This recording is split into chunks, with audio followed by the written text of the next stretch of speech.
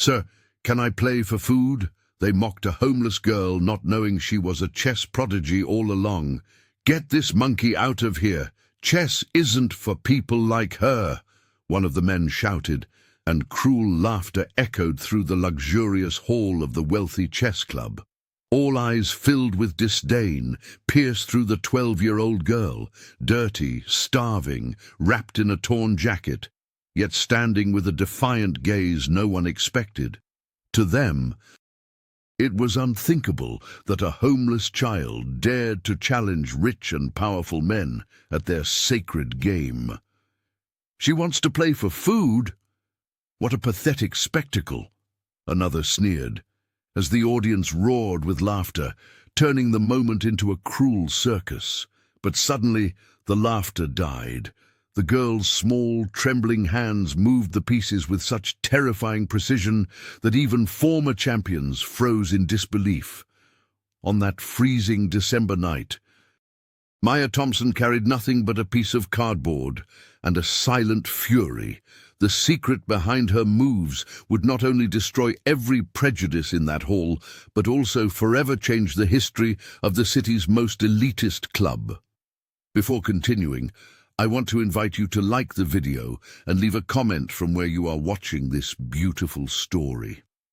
Maya Thompson huddled in the doorway of a closed Madison Avenue bakery, her worn jacket sliced by the biting December wind. She had already learned how to survive on the harsh city streets at the age of 12.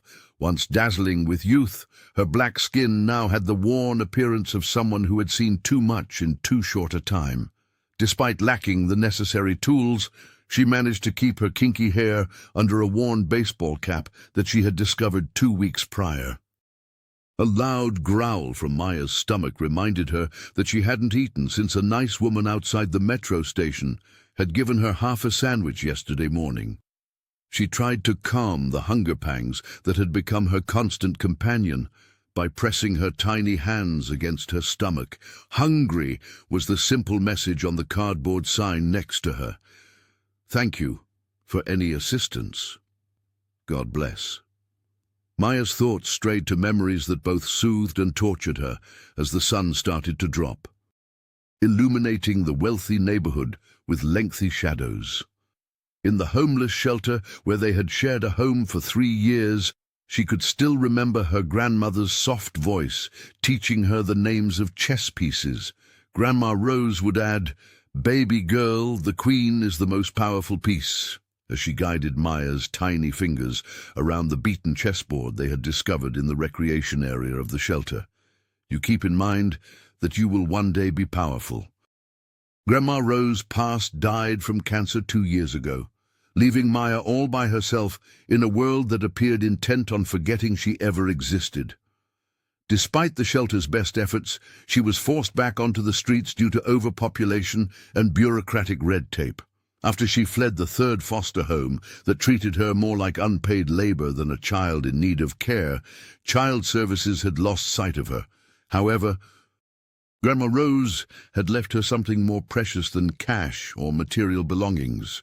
She had left her the chess present. Grandma Rose had taught Maya the nuances of the Sicilian defense, the grace of the Queen's gambit, and the brutal efficiency of the 4 knights game during those long hours at the shelter, while other children watched TV or played computer games.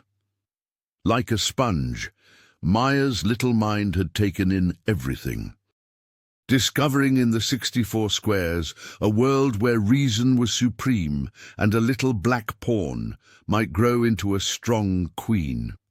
Maya had continued to study chess in the only method she could after her grandmother passed away. During the day, she would enter public libraries covertly and spend her time reading chess books and using the computers to attend online tutorials until the librarians eventually ordered her to leave. During the long winter evenings, she worked through well-known games and came up with new strategies in her head while playing against herself with a small magnetic chess set she had discovered in a dumpster behind a toy store. Maya's sharp eyes caught something intriguing across the street as she sat at that doorway. She could see warm yellow light flowing down the walkway from the big windows of a graceful brownstone structure. There were well-dressed people moving about inside, and she could see what looked like chessboards on several tables. A beat skipped across her heart. She was unaware of the Grandview Elite Chess Club's name, but she had found it. Maya stared in awe as the individuals inside played chess for the next hour. She could tell they were serious players even from a distance. Their stances were focused, their actions purposeful, their jewelry gleamed under the chandeliers as they wore pricey suits and exquisite gowns. These were individuals who had never pondered the source of their next food, who had never laundered in public bathrooms or slept on cardboard. Maya looked at them and saw something else. They weren't really skilled athletes. Yes, they played with the assurance that came from years of informal practice, and they were definitely aware of the rules, but even from across the street she could spot errors. His king was exposed to a possible check when a guy in a blue suit moved his bishop. Instead of developing her knight, a woman wearing pearls pushed a pawn forward.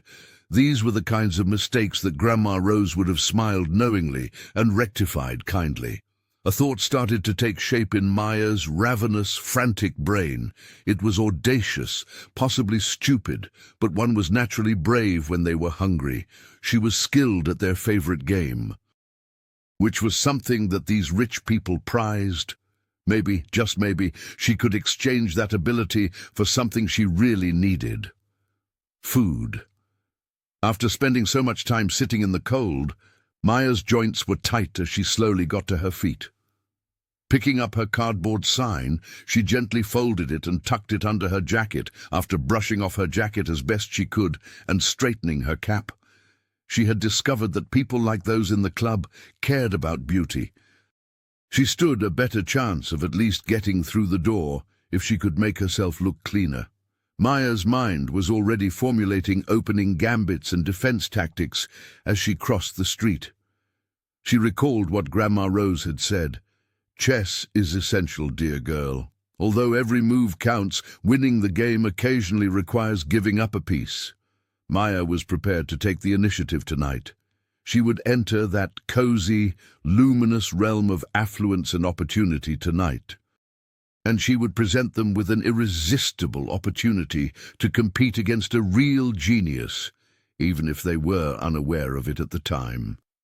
She pushed the entrance of the club open, leaving the cold winter night behind and entering a world of walnut chessboards, luxury and warmth, the brass handle of the door feeling cold beneath her tiny hand. She was instantly struck by the scent of leather and pricey cologne, which was very dissimilar from the garbage and car smells she was accustomed to.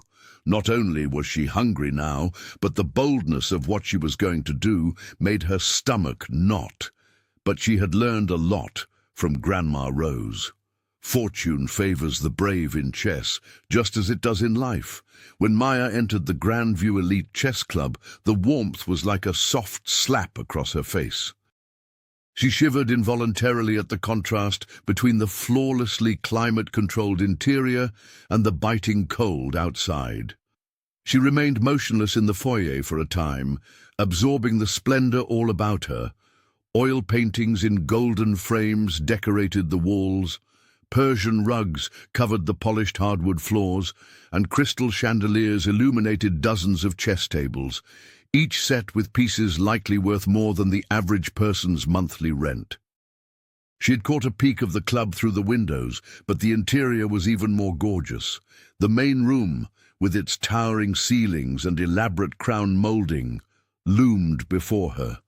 Members sat at several tables, some playing fierce games, while others stood close by, watching with what looked like pricey wine or whiskey cups in their hands. Occasionally, the characteristic sound of chess pieces being placed on boards broke the quiet murmur of sophisticated discussion. A security guard appeared next to Maya as she had just taken 3 steps inside. He was a big man in a black outfit, and as he studied her appearance, his face changed from one of professional civility to one of barely disguised disdain. "Pardon me, young lady," he said in a stern, although restrained tone. "This club is private. I'll have to ask you to get out of here right now." As members became aware of the incursion, the talks closest to them started to wane. Maya observed faces showing shock, dismay, and in some cases open disgust, as well as heads turning. She had seen these looks innumerable times when she had walked too near the lovely parts of town, so she knew what they meant. However, she didn't shuffle away and droop her head this time. She had a plan this time. Despite her trepidation, Maya's voice was clear as she said, "Please, sir, I only want to play chess, and I'll leave right away if I lose. I can play for food." A firm voice broke the mounting tension as the security guard's hand went to her shoulder, preparing to accompany her out. "Roberts, what's this all about?" After a round of players, Richard Whitmore appeared with his silver hair styled and his charcoal grey suit immaculate. He exuded the authority of someone used to being submissive, as he was the president of the Grandview Elite Chess Club. With a mix of annoyance and incredulity, his blue eyes, as icy as winter ice, stared at Maya. "The security guard," Mr. Whitmore muttered. "This kid just came in off the street. I had just taken her away, straight from the street." With an air of contempt in her voice, Margaret Sinclair had joined them. Her grey hair was combed in an intricate updo secured with diamond pins, and she wore a cream-coloured dress that most likely cost more than most people made in a month. "What's happened to our security, Richard? We cannot allow vagrants to just stroll about here." The majority of the club had noticed the disturbance by now. With his heavy footfall signalling his approach, Theodore Banks left his game to investigate. Maya felt suddenly very little and very alone when Victoria Pemberton and Charles Hoffman followed. Forming a semicircle around her, Maya found the strength to say, "I'm not a vagrant. I'm a competent chess player. My granny taught me. Perhaps someone would play me for food," I reasoned. "You offer me something to eat if I win. I'll do any task you want if I lose. Do the dishes, mop the floors, something." Her statements were followed by a deafening hush. Then, practically at the same time, a few of the participants started laughing. It was not a good chuckle. Maya has heard this kind of harsh, derisive noise far too frequently in her brief existence.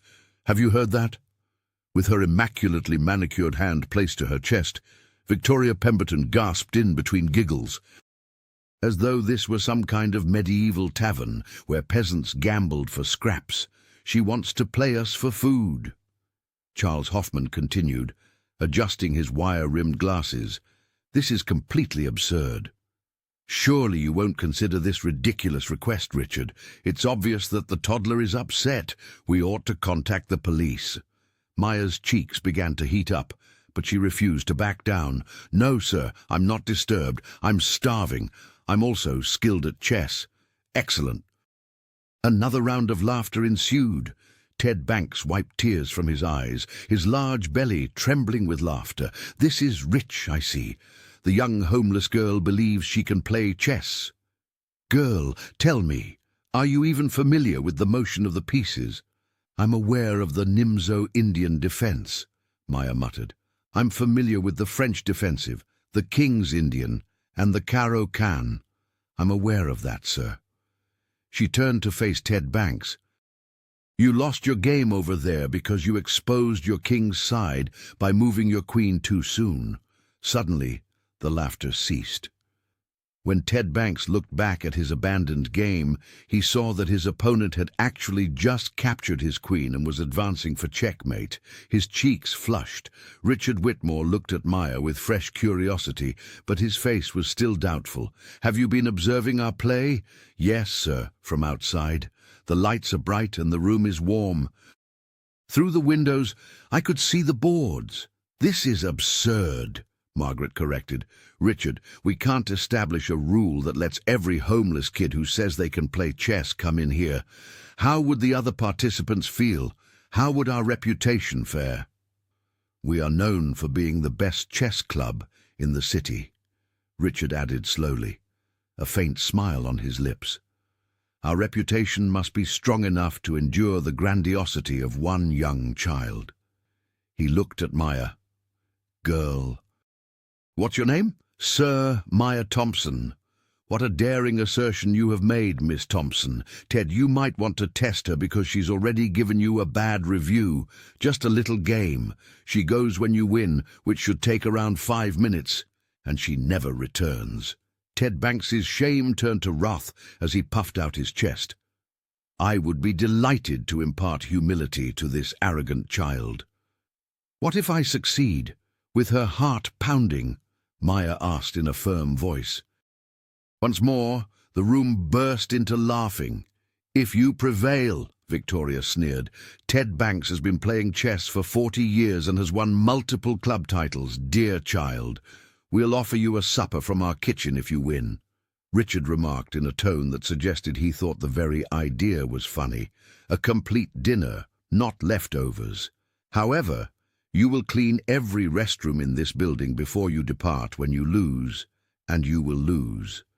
Is there an agreement between us? Maya gave a strong nod. Indeed, sir, we've made a deal. Maya heard the murmurs trailing after Ted Banks as he led the way to a chess table close to the middle of the room. This is inexcusable, someone whispered. Another speaker said, You're letting such filth in here. It's likely that she has no idea how to properly set up the board. However, Maya was unaffected by what they said. Her scorn had been worse than that of the rich.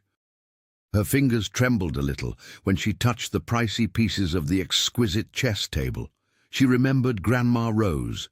Her grandma used to say, Baby girl, sometimes you have to let them underestimate you. At that point, you demonstrate your true self to them. The whole club had now assembled around the table where a wealthy investment banker sat opposite from a homeless 12-year-old girl in a circle of pricey suits and designer dresses. There was no more striking contrast. Ted Banks, in his 3-piece suit with a gold watch gleaming on his wrist, contrasted with Maya in her soiled sneakers and jacket, her dark complexion still smeared with filth from the streets that she was unable to remove. Although I use the term lady loosely in this context, Ted mockingly said, Ladies first, indicating that Maya should initiate contact. The crowd laughed again. Maya remained silent. Rather, she extended her hand steadily and advanced her king's pawn 2 squares. With the start of the game came a series of events that would alter not only Maya's life, but also the lives of everyone present. They simply weren't aware of it yet. The others gathered around the table pressed in closer as Maya's fingers left her pawn, which was precisely at e4. The lingering scent of cigars from the smoking area blended with the overpowering scent of pricey perfume and cologne. Keeping her gaze on the board, she made an effort to hide her discomfort at being so close to so many hostile bodies. Before idly reaching out to move his pawn to e5, Ted Banks leaned back in his leather chair and pretended to check his fingernails.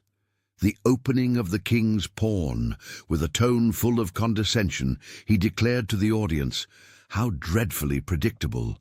That's what they teach in Child. Where did you learn to play chess? In the entertainment room of some shelter. The remark was more personal than Maya wanted to acknowledge. She didn't flinch, though. She upgraded her knight to f3 instead. A traditional reaction that made a few of onlookers chuckle. Look at that. Huh? Mockingly, Margaret Sinclair cooed. She is familiar with the horse's gait. How cute. Will we spend the whole evening watching Ted sabotage this poor creature, Richard? At 8 o'clock, I have a charity board meeting. Victoria Pemberton touched Margaret's arm and giggled during a charity board meeting. How ironic, sweetheart. Maybe you ought to take the girl along. She would be a great example of what occurs when education programs are not adequately funded.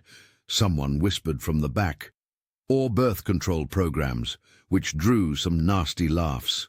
As Ted shifted his knight to c6, Maya's jaw tensed, but her hands stayed steady. She saw that he was playing sloppily and wasn't paying any attention to her. Excellent. Her movements gained confidence as she moved her pawn to d4. Charles Hoffman, who had adjusted his glasses to look at the board, said, "Look at her trying so hard. Like witnessing a toddler dress up in their parents' clothes. It's almost cute. However, this child obviously doesn't have any parents, does she, Charles?" Maya observed that Eleanor Whitmore just objected to the directness of the insult rather than defending her in her gentle reprimand. With a wide smile, Ted Banks used his e5 pawn to capture Maya's pawn. "Little child, your center control is gone. When you play with adults, this is what occurs. Here, we don't award participation awards." Maya remained calm, despite the constant barrage of insults, as she recaptured with her knight. She had long since discovered that expressing pain only served to incite abusers. She had learned that lesson well from the street. Richard Whitmore said, "I must say, this is rather entertaining in a grotesque sort of way, like watching a car accident in slow motion," as he slowly circled the table. "You can't take your eyes off the impending catastrophe." Victoria Stage whispered to Margaret, loud enough for everyone to hear, "And I can't get past the smell. How recently did this child receive a proper bath? When she's gone, we'll have to clean that chair." "And the pieces of chess," Margaret said. "Who knows what illnesses she may be harboring? Children living on the streets are known to spread a variety of diseases." Ted Banks pinned Maya's knight and shifted his bishop to b4. Though Maya could tell it was an early attack, he gleefully declared, "Check. Now, what are you going to do? Act as though you're fleeing from the police, or are you prepared to accept the repercussions of your conceit?" With composure, Maya placed her bishop to d2, blocking the check while simultaneously developing her piece. The maneuver was so deft that several of the onlookers glanced at each other, but they soon resumed their derision. Charles reasoned that she must have seen that motion somewhere. These kids from the streets are really skilled at imitating. They mimic the actions of others, such as monkeys, in order to survive. Someone joked that monkeys could be cleaner, which sparked further laughs. Ted Banks castled Queen's side. His face flushed a little at Maya's defensive action. He leaned closer and added, "You know, girl, I'm doing you a favor. This humility lesson may be the most important thing you ever learn. You are poor and pitiful, but that doesn't mean the world owes you anything." Richard swirled his whiskey and agreed. Ted is absolutely right. Too many of these kids grow up believing that they should be taken care of by society. Character development benefits from a little harsh reality. With every move, Maya's position grew stronger as she advanced her other knight to d2. She could tell Ted was too preoccupied with entertaining his audience to pay heed to the mounting threats. "The saddest part, do you know?" Victoria looked at her diamond jewelry and pondered. She most likely thinks she has a chance. These people are unable to accept their rightful station in society because of that misplaced optimism. Margaret firmly stated, "Anywhere but here is their proper place." "Richard, we really need to talk about strengthening our security procedures after this farce is done. Why would real criminals enter if a youngster is allowed to wander in off the streets?" Charles said she could be a real criminal. Adult robbers frequently hire these street kids. She might be scouting the area at the moment, learning the whereabouts of our valuables. Despite having every incentive to steal, Maya wanted to shout at them that she was not a thief and that she had never stolen anything in her life. She was aware that it wouldn't matter, though. She wasn't a person to them. Instead, she was an issue, a hassle, and a source of entertainment. Thus, she followed Grandma Rose's instructions. She let her chess do the talking. In order to expand on the queen's side and get ready to attack Ted's unprotected king, she moved her queen's pawn to c4. The tactic, which distinguished serious players from casual ones, was nuanced but effective. Ted Banks moved his knight to f6, since he was still unaware of the threat. "Are we getting desperate?" he mocked. "Randomly shifting pawns won't help you, kid. You obviously lack the intelligence." Education and breeding needed to play chess. Regarding reproduction, Victoria asked fictitiously, "Does anyone know if she's been vaccinated?" After this, "We should definitely call kid services," which is another name for animal control. The audience chuckled once more, but this time Maya saw something new. Now some of the viewers were paying closer attention to the board, starting to notice the storm that was brewing. Harrison Vale, who had been discreetly observing from the rear, moved a little closer, his seasoned eyes taking in the situation with increasing curiosity. Ignorant of his declining condition, Ted went on, "Tell me, girl, what did you think would happen here tonight? That your sob story would impress us, that we would take you in like a stray puppy. You might want to pay attention to your king's position," Harrison remarked softly to Ted. "Harrison, nonsense," Ted waved dismissively. "I have everything under control, and this should be finished in no more than 5 moves." With devastating purpose, Maya pushed her rook to c1, allowing the piece to slide into position. For the first time since the game started, she raised her gaze to Ted Banks, whose dark eyes conveyed a level of comprehension that caused him to unconsciously lean back. "Your move," she murmured quietly. "Sir." When the more seasoned players saw what was happening on the board, the jeering in the room subsided a little. Ted Banks moved his bishop to a 7 with a flourish, blissfully ignorant that the homeless girl with the soiled clothes and empty stomach was the one preparing the trap that his king was marching into. "She's already running out of moves," he told the audience, "and it's becoming clear how someone who genuinely understands chess differs from someone who merely understands how the pieces move." But now Richard Whitmore was frowning and looking more intently at the board. Then he estimated 4 movements. Ted was still convinced that he would be mated in 4 steps if the girl saw it. Maya's hand lingered above her monarch. Most people didn't realize why, but the room held its breath. Carefully, as though it were composed of spun glass instead of carved wood, she raised the piece and set it on a 4. "Check," she murmured softly. The laughter in Ted Banks's throat died. As he gazed at the board, he noticed for the first time the well-planned assault that had been developing while he had been occupied with making a youngster seem bad. There was nowhere safe for his king to flee. His voice had lost its assurance, but he replied, "It's just a check. Games are not won by checks." But as he looked at the board, his face getting paler by the moment, he started to realize what Richard Whitmore and Harrison Vale had already noticed. It was more than just a check. This marked the start of the end. The earlier derision had given way to astonished incredulity, and the room was now utterly silent. She was winning. The homeless girl they had been making fun of, the kid they had likened to a monkey, the sickly street urchin they were eager to get rid of.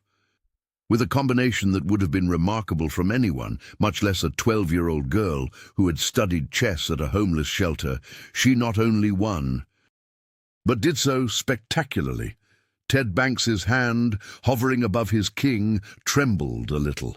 Every escape square was either occupied by his pieces or under the power of Maya's well-coordinated army, and the checking queen ruled the board like a vengeful angel. The only legal move he could make was to move his king to b8, and the light from the chandelier above caught the perspiration on his brow. Maya made no hesitation. Murmurs rippled through the crowd as her rook slid to c8 and delivered another check. While others stuck to their incredulity, The more astute spectators were starting to realize they were seeing something unique. Margaret murmured, "This is impossible," yet her voice could be heard clearly in the now quiet room. Somehow, she must be cheating. What chance did she have of cheating? Harrison Vale answered, keeping his gaze fixed on the board. "Every step is being watched by all of us." Maya's rook aggressively pursued to c7, checking once again, while Ted's king withdrew to b7.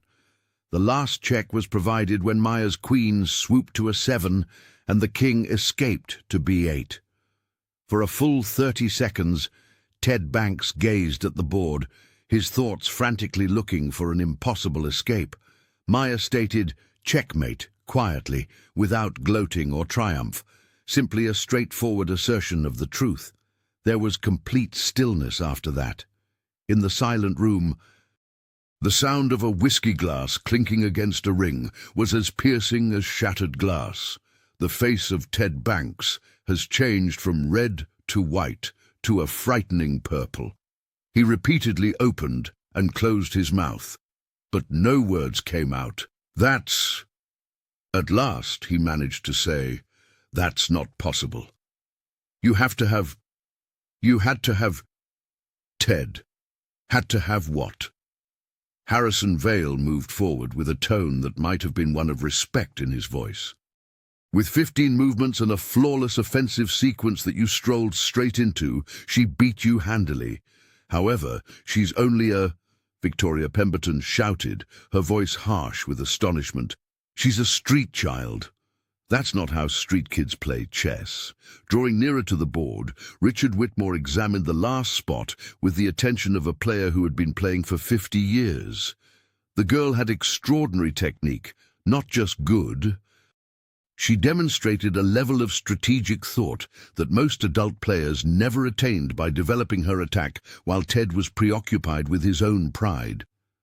Richard's tone had changed from one of dismissal to one of curiosity as he inquired, "Where did you really learn to play?" "I told you," Maya said, steadfastly looking into his eyes. "I learned from my granny. Her father, who in turn learnt from his father, taught her. My family has played chess for many generations." In an attempt to restore some of the room's former grandeur, Charles Hoffman sneered, "Your family? What kind of family is that? Those who abandoned you on the streets?" Maya's voice was steady, but her palms tightened in her lap. 2 years ago, my grandmother passed away from cancer. When I was 3, my parents passed away. Vehicle collision. No one else is there." Margaret's voice had lost its wrath, but she stated it was a handy story. "A terrible past can be claimed by anyone." Maya stated strongly that I didn't need your sympathy. The game was won by me. A complete supper from your kitchen was the offer. The pieces jumped when Ted Banks slammed his hand down on the table. His king dropped with a hollow wooden sound that reverberated throughout the room, and several pawns fell down. "This is ridiculous. I insist for a rematch." "It's only that she got lucky." "Good luck to the novice." "A novice's luck." Harrison gave a sour laugh. She turned the queenside castle attack into an Alakeen defensive. Ted. For the mating sequence, she factored in at least 5 moves in advance. That is mastery, not luck. She must then have received assistance. With a loud scrape of his chair on the floor, Ted got to his feet. She must have had some sort of coaching or move feeding. "Ted, who?" Richard's eyebrows went up as he asked, "Out there? The pigeons? Bobby Fischer's ghost? Embrace it." "It's a 12-year-old girl who beat you. Ted Banks." Face was completely humiliated. Seeking support, he glanced around the room, but saw only reactions that ranged from amazement to barely disguised enjoyment. It seems that even his regular allies were turning away from him. He grabbed his coat from a nearby rack and mumbled, "This is crazy. Completely crazy. I'm not here to be made fun of by anyone. Some people don't care." Maya's words stopped him as he rushed to the exit. "Banks, mister." His face contorted in embarrassment and anger as he turned. "I appreciate the game," she remarked plainly. "You did a good job playing. Your opening move in the Scotch game was fine. You simply were overly forceful with your bishop." He was completely deflated by the genuineness of her voice and the total absence of superiority or ridicule. He pushed through the door and vanished into the night without saying another word. After a time, Richard Whitmore answered, "Well, it was unanticipated." He pointed to a staff member who was tensely standing at the edge of the gathering. "Make a supper for Miss Thompson in the kitchen, not leftovers, but the entire dinner service." Margaret objected. "Richard, you're not serious. We have no idea who this child is in real life. She may be anyone." Harrison Vale interrupted, saying, "She just played one of the most beautiful attacking games I've seen in years. If she's willing, I'd like to play her myself." The audience awoke with fresh curiosity. Harrison Vale was a completely different kind of player, a previous state champion who had formerly participated in national competitions. Harrison would have exposed the girl if she had been lucky against Ted. Everyone was reminded of Maya's original purpose for being there by the audible growl in her tummy. She answered, "I'll play anyone. But can I eat first? Since yesterday morning, I haven't eaten anything." Some people in the crowd looked uneasy about her nonchalant admission of hunger. Eleanor Whitmore took the initiative. "You should eat first." "Of course, my love. Have them arrange a decent table for her, Richard."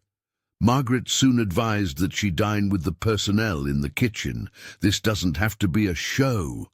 "No," Richard answered firmly, shocking himself and everyone else. "She will eat in the dining room like any other winner because she earned her supper fairly." Maya heard the voices exploding behind her as she was escorted to the dining area. In an attempt to make sense of what they had just seen, privileged voices were arguing, debating, accusing and wondering. Charles Hoffman was adamant that it must be a hoax or ruse of some sort. Victoria Pemberton was already on her phone, searching for news reports about homeless kids playing chess. Margaret was urging Richard to change his mind and cautioning him about the precedent this would create. Harrison Vale, however, stood silently by the discarded chessboard, rearranging the pieces and reenacting Maya's onslaught. New levels of complexity and nuanced positional advantages were unveiled with each move, building up to a devastating assault. This was neither a lucky accident or a fluke. Maya was seated at a table in the dining room that had a crystal glass of water, real silver cutlery, and a white tablecloth. She had to fight back tears as the tray of sizzling roasted chicken with potatoes and vegetables arrived. She hadn't seen so much food in a week. She was conscious that staff personnel were watching her from the doorways as she ate slowly and relished every bite. Grandma Rose also insisted on teaching her how to properly use the cutlery. "We're not stupid just because we're poor," her grandmother had stated. "You constantly present yourself with dignity." She could see the members still fighting in the main hall through the glass doors of the dining room. Others appeared thrilled by the unexpected turn of the event, while others were departing in disgust. She saw Harrison Vale had picked up a notebook and was studying the game, shaking his head now and then as if in admiration. "I'm sorry, miss." At her elbow, a young waiter emerged. "When you're done eating, Mr. Vale asks whether you'd be up for playing another game." Seemingly uncomfortable, the waiter hesitated. "He promises to make it worthwhile for you." Maya chewed slowly as she took another bite of chicken. They intended to show that Ted's loss was an anomaly, and she could see the trap here. She was able to sense potential, nevertheless. These folks were wealthy, well-connected, and had resources. She could get more than one supper if she played this right. At last, she responded, "Tell Mr. Vale I'll play him, but I want to set new terms." Surprised, the waiter blinked. "New words. I want a place to sleep for 3 nights, new clothes, and food for a week if I win. I'll clean this whole building from top to bottom and never return if I lose." The waiter's gaze grew wide. I will pass forward your message." Maya resumed her food as he scampered off. She could see through the window that it had begun to snow, with big white flakes floating past the club's cozy lighting. Other homeless children were huddled beneath bridges and indoors elsewhere, attempting to make it through another chilly night. She had something more valuable than money, though, and she was warm and fed right now. She had power. She had been ridiculed, laughed at, and treated as less than human by these people. She would now demonstrate to them what Grandma Rose had always understood, that genius could emerge from any source. Even a 12-year-old girl, carrying only 64 squares of limitless potential, and the clothes she was wearing. Harrison Vale watched Maya finish her dinner from the doorway of the dining room. He didn't notice a homeless kid who had struck it lucky like the others had. He saw a player, someone who had a basic understanding of the game that could not be taught. Only perfected, she demonstrated psychological insight in addition to technical skill by dismantling Ted Banks. Ted's ego would be his undoing, and she would never fall for his ruse or reveal her hand until it was too late. Richard Whitmore, who appeared at Harrison's shoulder, stated, "The girl wants to raise the stakes. 3 nights, lodging, fresh clothes, and meals for a week. Quite arrogant, don't you think?" Harrison's gaze remained fixed on Maya. "Is it?" In just 15 moves, she embarrassed one of our most seasoned members. She has earned the right to be presumptuous, in my opinion. Margaret Sinclair, who'd been following Richard, said, "You can't be seriously considering this. You're a past state champion, Harrison, so you won't participate and degrade this sham." Harrison calmly retorted, "That girl plays real chess, beautiful chess, so it's not a charade. Since I played against Kamsky in '98, I haven't witnessed an onslaught that clean." With a flush of outrage, Charles Hoffman forced his way into the discussion. "This is absurd. She obviously only learned a few tricks by heart, but we're behaving like she's some sort of prodigy. This is something that street entertainers frequently do. They learn a single, spectacular performance and utilize it to trick unsuspecting people. Then," Harrison said plainly, "I'll expose her. One game against me will show that she is a phony." What if she isn't? The implications hung in the air as he drifted off. Victoria Pemberton, who had been unusually silent since Ted's loss, finally raised her voice. What if all of this is a complex scam? What if there are other people outside who are waiting? Could a 12-year-old girl who weighs maybe 70 pounds and is drenched in water rob us, or worse? With a hint of irony in her normally kind voice, Eleanor Whitmore inquired, "Listen to yourself, Victoria, please." Maya swallowed her last bite and, following Grandma Rose's instructions, carefully placed her utensils on the plate, crossing them correctly. She used the cloth napkin to wipe her mouth, folded it neatly, and got to her feet. She could see the members observing her through the glass doors, their faces displaying everything from curiosity to animosity to what may have been dread. She held her head up as she returned to the main room. For the first time in weeks, her stomach was deliciously full, and the warmth from the hearth felt good on her skin. This evening had already been a triumph, regardless of what came next. Richard's tone was sharp, but he spoke to her formally. "Miss Thompson, your terms have been accepted by Mr. Vale, with one exception. If you lose, you will also be subject to a thorough background check and the building will be cleaned. We would like to know your full identity and origins." Maya thought about it. A background check would probably result in foster care, social services, and the system she had fought so hard to get out of. However, the possible benefit of a week of food and safety outweighed the danger. "I agree," she said. Charles whispered, loud enough for everyone to hear, "This is a mistake. I promise you that we are being duped." Harrison Vale went to the chess table in the middle. the same one Ted Banks had lost at. Maya saw the contrast in his manner from Ted's as he sat down. There was no dismissive attitude, no casual arrogance. Ironically, Harrison was far more dangerous because he was taking her seriously. Which would you prefer, black or white? Harrison politely inquired. You decide, Maya said as she sat down. Harrison grinned a little. I'll take white after that. Miss Thompson, let's see what you can do with the black pieces. Other members trickled back into the room as they were setting up the board. The word had gone swiftly through the library, the smoking lounge, the poker room, and other areas of the club. Before long, about 40 individuals had gathered around the table, forming a close-knit circle of pricey textiles and critical gazes. Like Maya against Ted, Harrison opened with a pawn to the king's pawn, e4. However, his growth was completely different, accurate, cautious, and looking for flaws while keeping a strong framework. Some of the more experienced viewers murmured their gratitude as Maya answered with c5, the Sicilian defense. The Sicilian, a rumor went out, aggressive decision.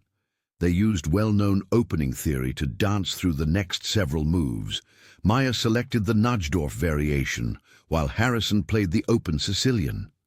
Harrison grew more respectful of each maneuver, and the audience's awe increased with each one. Victoria unwillingly acknowledged that she is knowledgeable about theory, but she did not grasp chess just because she knew book moves. Harrison paused when Maya, as if listening to her, veered off course with an unexpected bishop maneuver. He took a full minute to consider the situation before answering, and Maya could see that she had been successful in distracting him from his preparation. Harrison muttered, "Interesting," more to himself than to others. Very intriguing. A complicated positional fight evolved out of the middle game.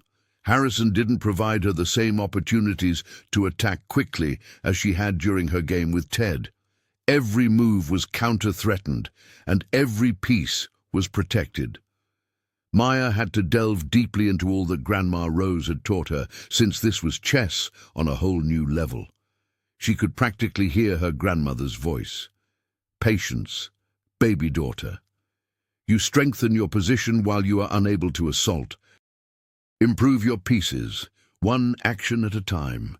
After 20 moves, Maya held a small space advantage on the queen's side, but the positions were about equal.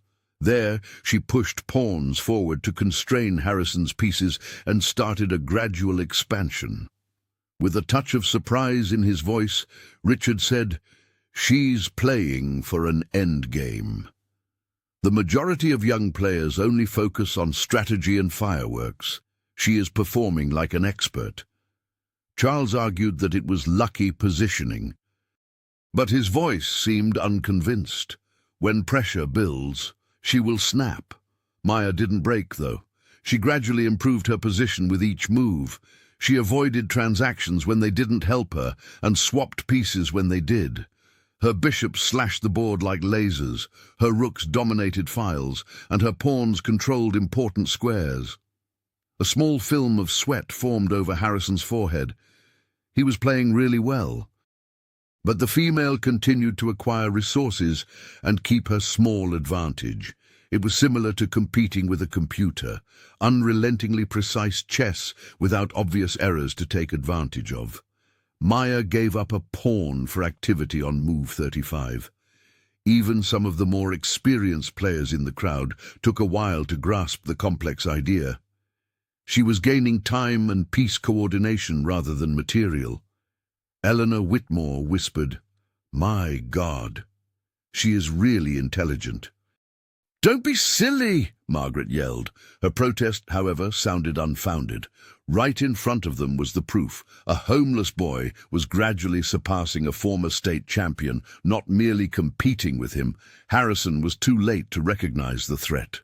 Suddenly, Maya's compositions came to life and were perfectly in tune with one another. Her knights occupied strong outposts, her bishops ruled long diagonals, and her rooks doubled on the 7th rank. Suddenly, Harrison's king, which had been secure, was under extreme strain.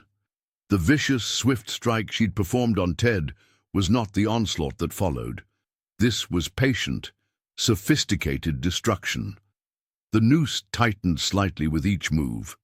Maya had a better vision than Harrison, who cleverly resisted by coming up with techniques that would have saved him against a weaker opponent.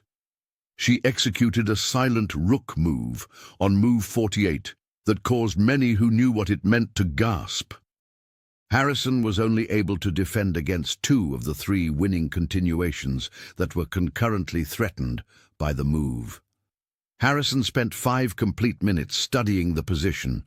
Reaching for his queen, he withdrew his hand, then grabbed for a rook and withdrew it once more.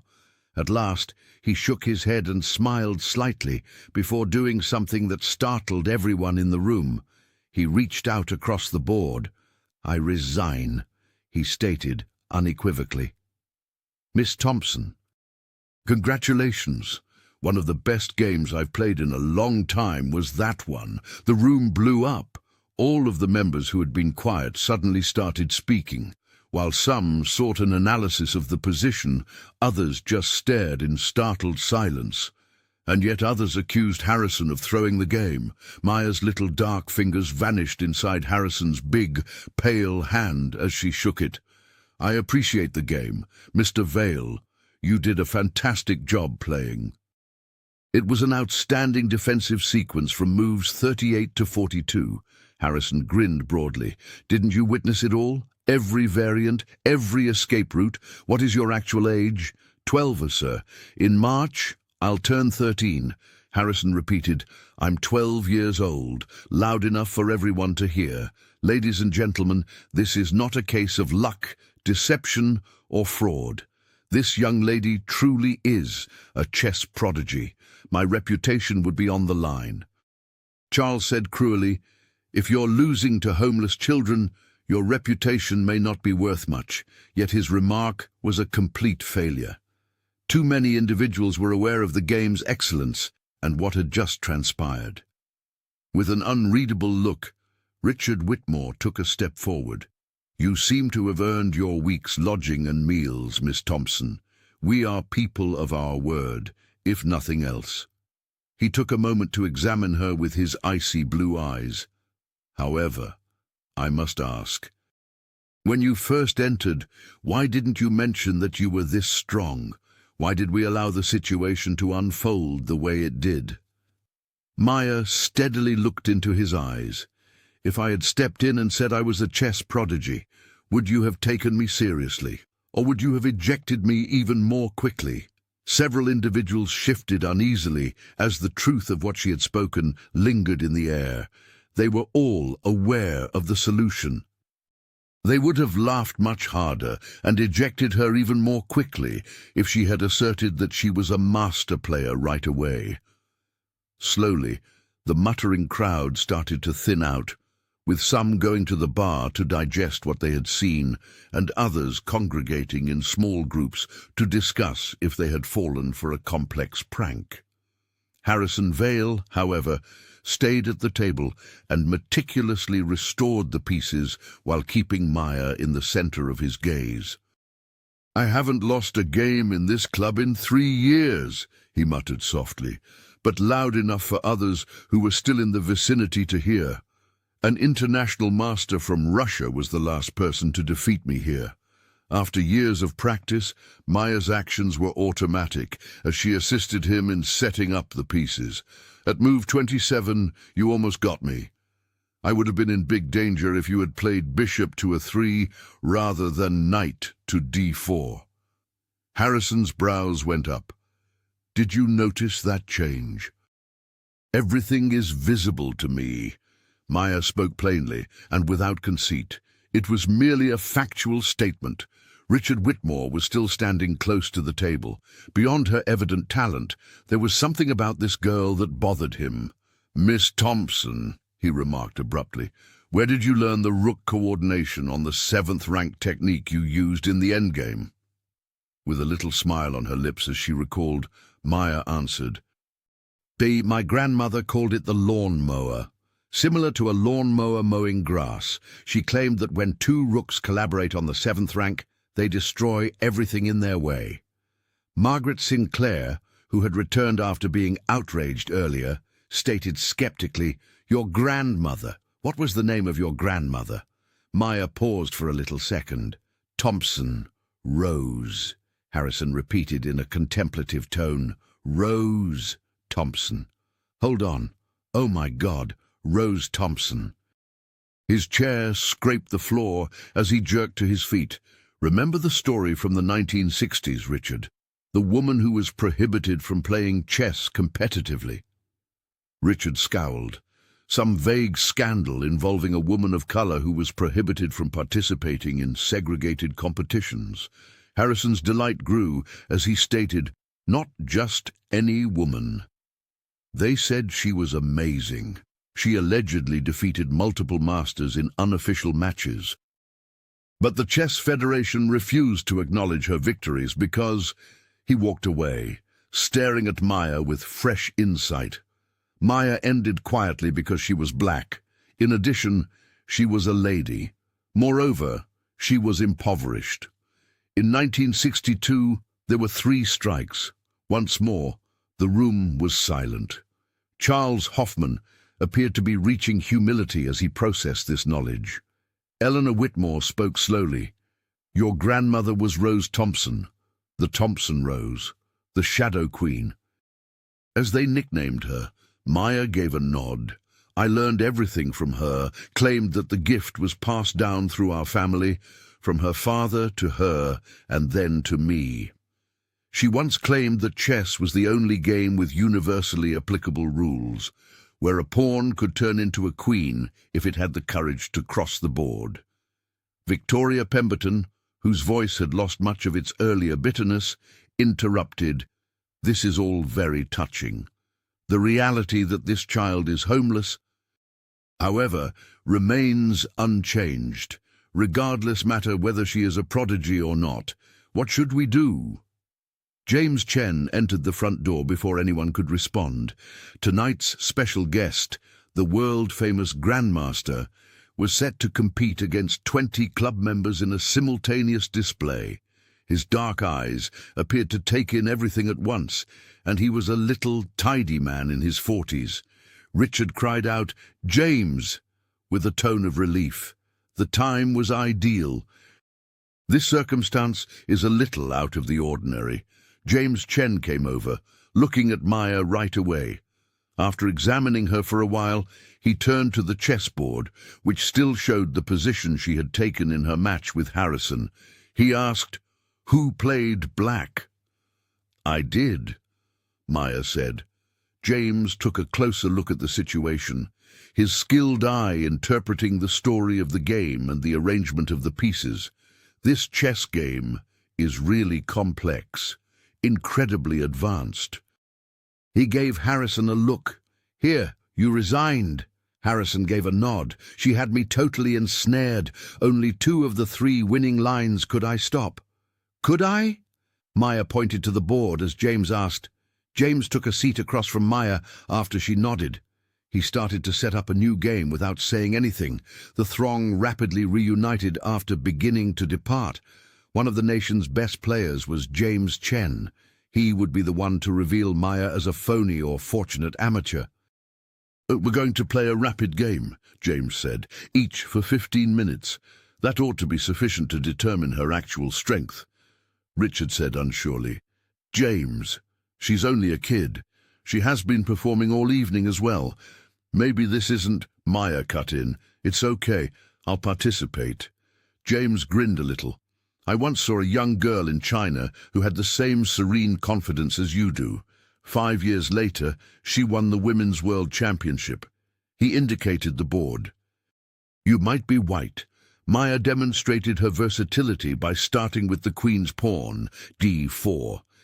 In response, James developed the King's Indian defense, a sophisticated and combative strategy that produced incisive tactical maneuvers. Ideal for determining a person's actual capabilities, the result was the pinnacle of chess. Maya matched James' concept for idea and move for move. She was able to see through the tactical traps he placed. She precisely matched his maneuvers for positional advantages. They played with amazing pace, their hands moving in a whirl as the clock ticked away.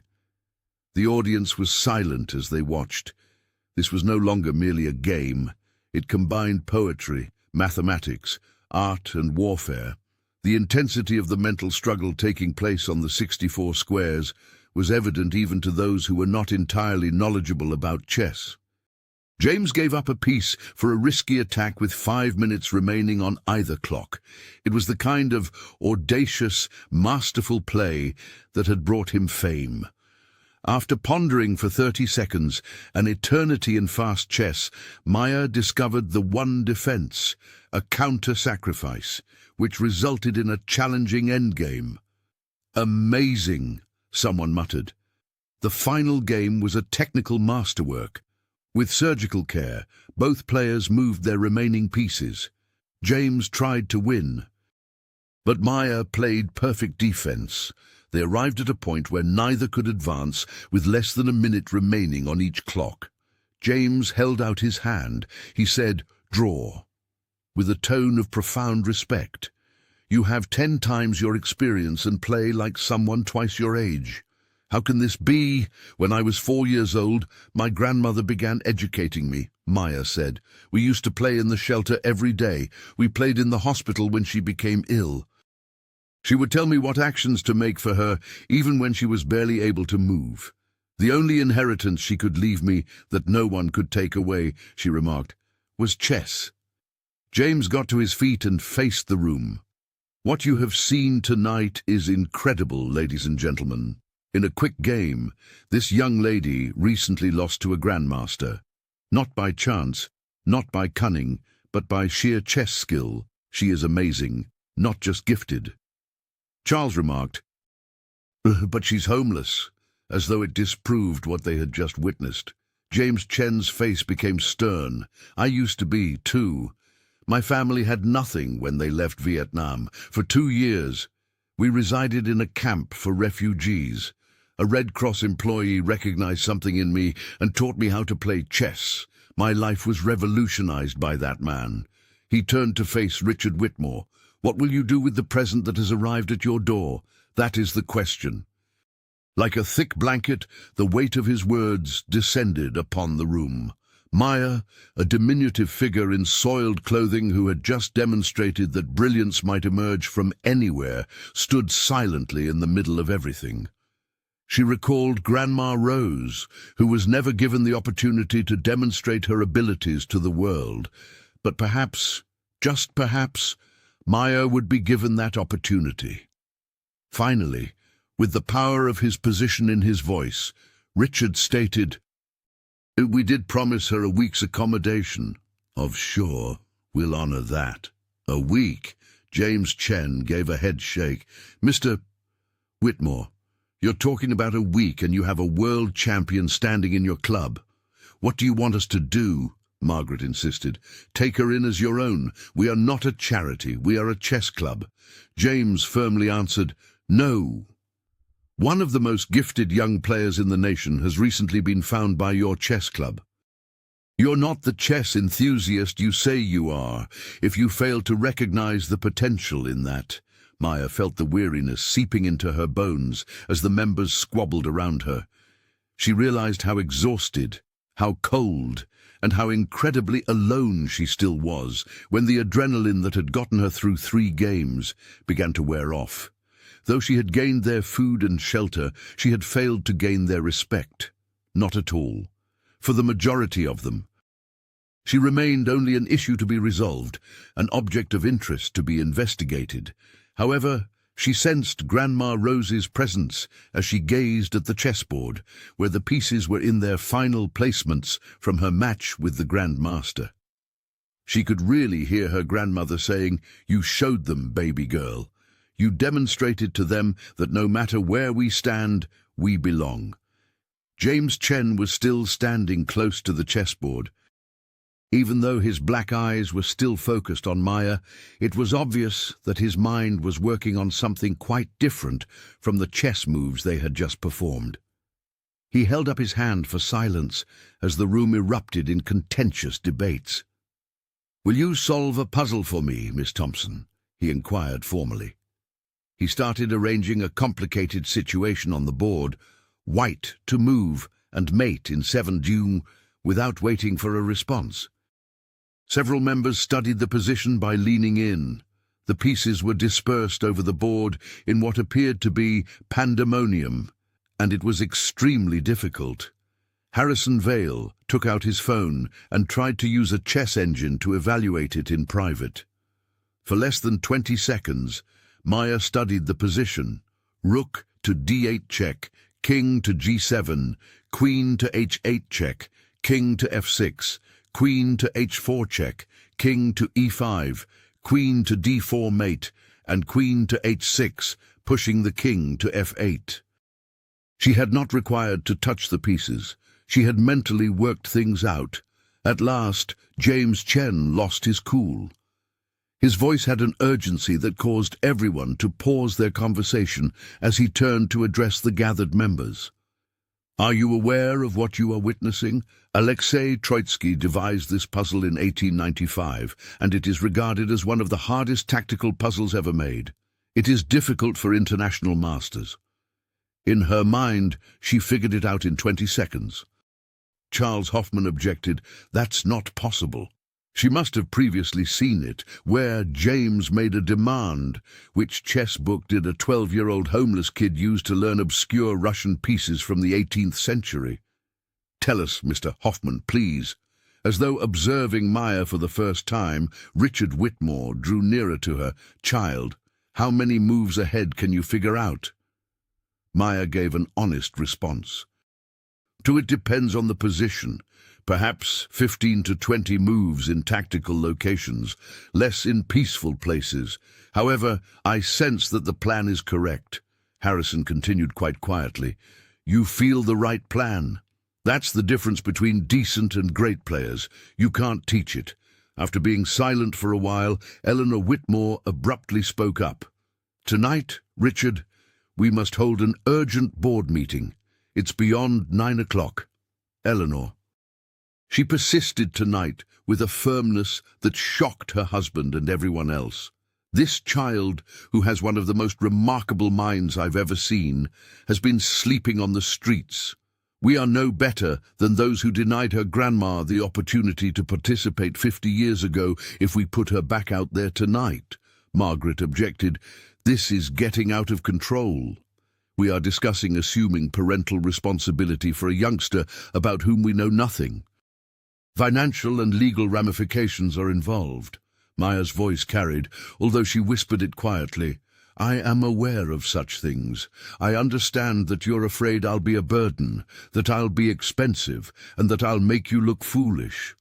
She turned her attention to each of them. "All my life I have heard those phrases from foster parents, social workers, and strangers who treat me like trash on the street." She picked up a black piece and moved to the chessboard. "According to my grandma, a pawn in chess is worth 1 point, 3 knights or bishops, 5 rooks, and 9 queens.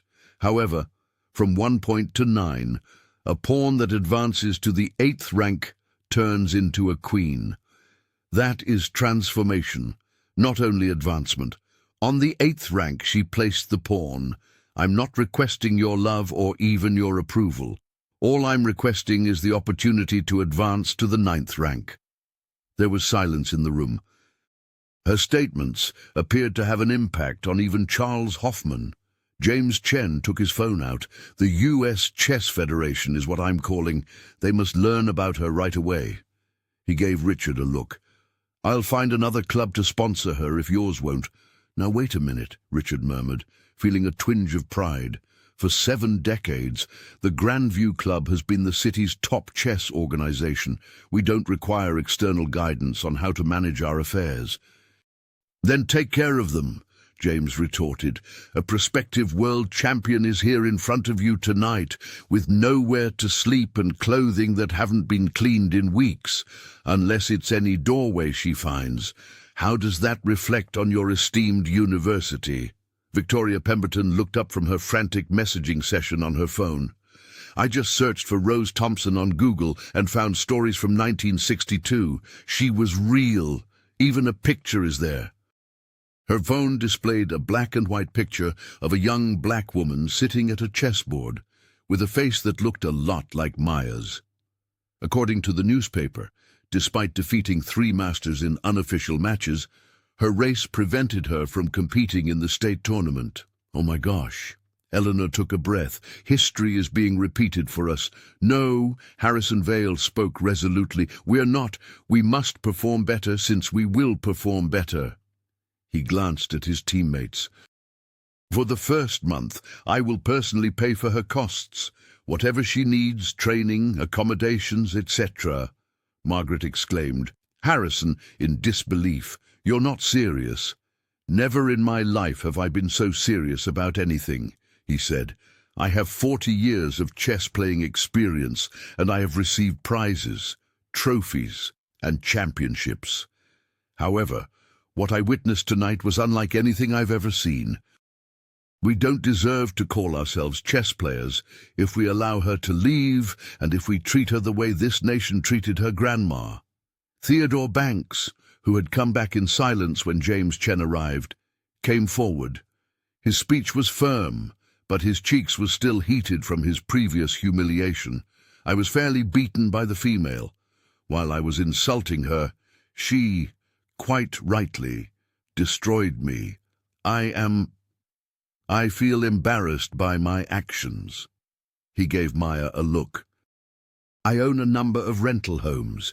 She is welcome to stay in my furnished apartment, which is now unoccupied. No one was more surprised by the offer than Maya. Richard said thoughtfully, Ted, are you certain? The consequences for the law. Charles Hoffman surprised everyone once more by saying, I'll take care of the legal aspects. Maybe I was rash in my decisions. The youngster deserves appropriate representation if she is who she seems to be. Pro gratis, naturally. The members started to move forward one by one. Victoria offered to purchase an entire wardrobe for her. Not to be outdone, Margaret offered to pay for her meals. Others offered their services as tutors, chess books, and tournament admission. Maya stood in the middle of this unexpected flood, her emotions suddenly erupting through her cautious poise. These individuals had treated her as less than human, laughed at her, and rejected her. Just like a pawn changes when it reaches the 8th rank, they were changing right in front of her eyes. There's one condition, Richard Whitmore stated, his commanding tone piercing the poignant moment. They all turned to watch him. She needs to continue her education. While chess is great, education is crucial. To make up for the time she has lost, she will require tutoring. Maya added hastily, I can read at a college level. In the libraries, I educated myself. Math as well. It's similar to logic, patterns, and chess. You can, of course, James Chen responded, grinning a little. Academics can undoubtedly be handled by the same brain that can anticipate 20 moves in advance. He spoke to the group. I'll be here for a week more. I'll evaluate her actual potential, work with her daily, and design a training regimen. After a brief pause, Eleanor Whitmore approached Maya and wrapped her arm around the slender girl's shoulders. At first Maya stiffened. She was not accustomed to having kindly caressed, but she gradually warmed up. I know you're tired, Eleanor whispered softly. Do you want to spend tonight at our house? You can take a good bath and get a good night's sleep in our guest room. Maya glanced up at her, looking for any hint of dishonesty or ulterior motives on her face. Slowly, she nodded, finding none. But first, Richard added in a formal tone once more, everything must be documented. Prepare the required paperwork, Charles. Get in touch with the Chess Federation. Harrison, Ted, please ensure that the flat is prepared by tomorrow. Additionally, someone ought to notify social services that we have located one of their children who went missing. No, Maya snapped, panic beginning to seep into her voice for the first time that night. Social services will reintegrate me into the system and place me in foster care, so please, no. I am unable to return there. Charles Hoffman's glasses were corrected. Social services will probably be relieved to have one less case to handle if we accomplish this correctly, with the support of the Chess Federation and the appropriate guardianship documents. But for the first time, he called her Maya. You must have faith in us. Are you able to do that? Maya reflected on all the instances in which promises had been broken and trust had been compromised. However, she also remembered Grandma Rose, who had hoped that someone would eventually see Maya's talent and offer her a chance. I'll make an effort. Simply, she said. James Chen sat down at the chessboard again and motioned for Maya to join him as the members scattered off to take care of their different responsibilities. He said, "Show me your favorite game, a master's game that resonates with you even though you haven't played it." Maya placed the pieces in motion without hesitation. She cited Morphy V. Duke of Brunswick, 1858. It is known as the, why that one, opera game. Though he believed he already knew the answer, James asked, "Because Morphy was also an outsider," Maya remarked, guiding the pieces through the well-known game with ease. A young American who was rejected by the establishment while in Europe, but they had to admit his genius because of the beauty and genuine understanding with which he performed. James remarked quietly, "And now you're following in his footsteps?" "No," Maya corrected him, the generation's weight in her youthful voice. "I'm carrying on my grandmother's legacy. She simply never made it to the end of the trip." The following morning came with a crystalline clarity that comes only in the winter. For the first time in months, Maya woke up in a bed, a real bed, complete with fresh lavender-scented sheets and a down blanket that made her feel as though she was resting in a cloud. She briefly believed that she was dreaming and that she would awaken in a doorway somewhere, starving and frozen. But she knew this was real because of the gentle morning light coming through the curtains. The door was softly tapped on by Eleanor Whitmore. "Maya, when you are, breakfast will be ready." Still in the cozy pajamas Eleanor had given her the previous evening, Maya sat up. Although they were likely pricey, Maya saw their true worth in their pure warmth. When she padded downstairs, Eleanor was setting out plates of eggs, bacon, and fresh fruit, and Richard was already at the breakfast table, reading the Wall Street Journal. Richard answered, politely, "Good morning," although his voice was softer than it had been the night before. "I hope your sleep was good. Thank you, sir." As he folded his newspaper, he added, "We have a busy day ahead." At 9 o'clock, Charles Hoffman will arrive with the guardianship documents. From 10 until noon, James Chen would like to work with you. Victoria insists on taking you shopping this afternoon, but I've told her to be realistic, still not quite persuaded that this was not all going to vanish. Maya ate gently, enjoying each bite. Eleanor observed her with pity and interest in equal measure. "Maya," Eleanor spoke softly, "you brought up foster homes last night. Would you feel at ease sharing your experiences with us?" Charles would benefit from it in terms of the legal issues. With a sudden lack of appetite, Maya put down her fork. After Grandma passed away, there were 3 houses. We all slept in the basement, and the first family only wanted the payment they received for keeping me. They also had 4 other foster children. After 2 months, I fled. Eleanor and Richard looked at each other but didn't say anything. At first, the second house was superior. They appeared to be pleasant. However, the father... Maya hesitated, gripping her hands a little. At night, he would visit my room. He watched me from the doorway without ever doing anything. I put a chair against the closet door and went to sleep. The social worker claimed I was being dramatic when I informed her. I also fled from that place. Richard's jaw was clenched, and Eleanor's face had turned pale. I was treated like a servant in the third house.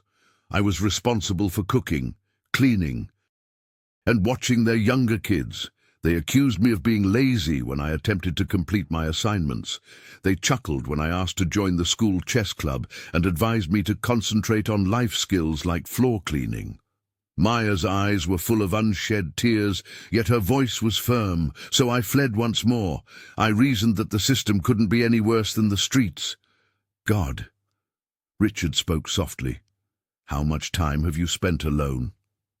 8 months, said Maya, since April. The summer and spring were pleasant. I could wash at public fountains and sleep in parks, but when winter arrived... The phrase was left incomplete as she shrugged. The somber moment was broken when the doorbell rang. Entering with a briefcase, Charles Hoffman had a different look than the previous evening, one that was both professional and sympathetic. Greetings to all. I've been investigating your case and making calls for the majority of the night. Maya. Fortunately, since no missing person report was ever officially filed, you are not technically a runaway. We benefit from the system losing track of you. He took a seat and took out many paperwork. Under the Grandview Chess Club's sponsorship, I have prepared documents for temporary guardianship, with Richard and Eleanor serving as the primary guardians, and me serving as the legal representative. Theodore Banks and Harrison Vale have decided to co-sponsor the initiative. With this arrangement, social services will be pleased that you are in a stable environment, and we will have 6 months to develop a more permanent solution. Will they also agree to this? With anxiety, Eleanor inquired. Yes, with the support of the Chess Federation and James Chen's endorsement. I've already had a conversation with a judge who is open to moving things up quickly. The fact that Maya has proven to be exceptionally talented helps. Children that are gifted can receive support from the state. Maya felt strangely aloof as she listened to them talk about her future. She had learned not to put too much faith in others and not to hope too much. However, there was something different about the resolve in their voices than she had previously encountered. At exactly 10, James Chen showed in with a laptop and a few chess books. Maya, good morning. Are you prepared to work? Maya's world shrank to 64 squares for the next 2 hours. James put her to the test in a way no one had ever done before, testing not just her tactical skills, but also her knowledge of pawn structures, endgame strategy, and opening repertoire. She took in the world champions games he showed her like water is absorbed by a sponge. James, his enthusiasm hardly controlled, told her, "Your tactical vision is already at master level. However, you need to improve your positional comprehension. You play as though you were taught in a vacuum, without frequent exposure to different types of play." "I mostly played against myself," Maya said, "and when I could, against the library computer. That explains it. You must compete against a variety of human opponents. Next month, I will suggest you for the National Youth Championship. You might finish in the top 3 if you train hard." Next month, Richard, who had been watching, spoke out. "Isn't that premature?" James firmly answered. No. She must build her reputation and attract the appropriate attention. The world of chess must be aware of Maya Thompson. Victoria Pemberton showed up in a shiny Mercedes that afternoon. She tried to be friendly to Maya, but there was a hint of unease that was visible through her demeanor. "Let's get you dressed appropriately," she added hastily. "It is not acceptable for you to represent the club in an unsuitable manner." The shopping expedition was too much to handle. Victoria picked outfits with military accuracy as she swept through stores like a general running a campaign. Shoes, dresses, sweaters, jeans, and a winter coat that was more expensive than anything Maya had ever seen in her life. When salespeople at each store saw Victoria's credit card, they stopped staring at Maya with disdain. Victoria held up a navy blue dress and stated that you would need to wear formal attire to tournaments, whether we like it or not. Appearance counts in these situations. Standing before a three-way mirror, Maya hardly recognized herself in the new attire. The girl who was staring back at her looked dignified, even refined.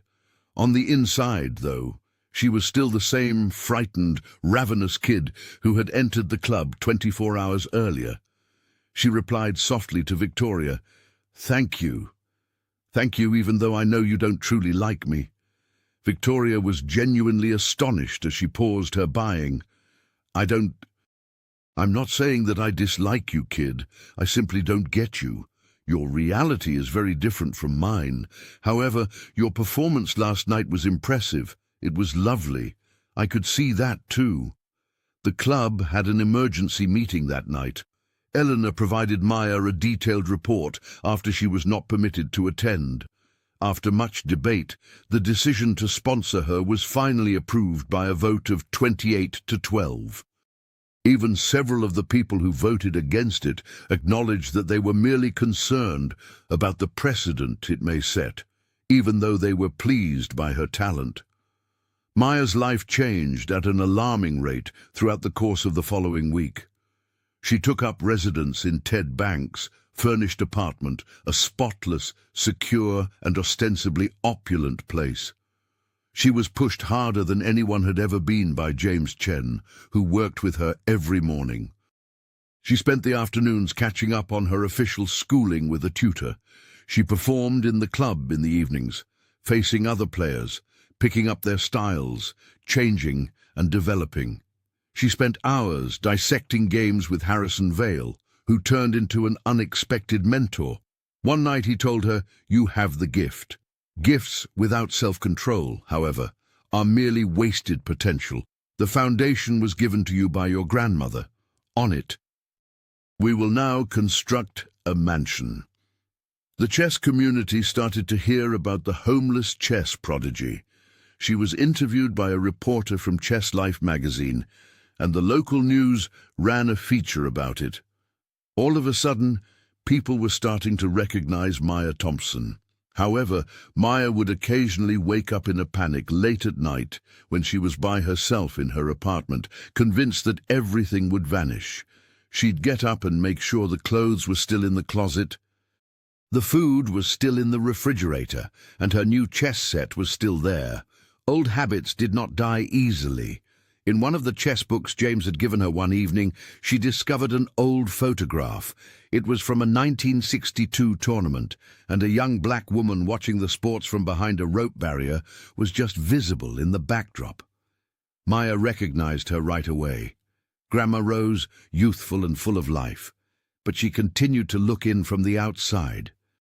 Maya lightly touched the picture. She said, "Grandma, I got inside. I would. Like you always said." There were now 3 weeks till the National Youth Championship. Based on her performances at the club, Maya's rating was tentatively set at 2,200 expert level. She was stronger than that, though, as everyone knew. How much stronger, the question was. Charles Hoffman had handled the legal system with ease.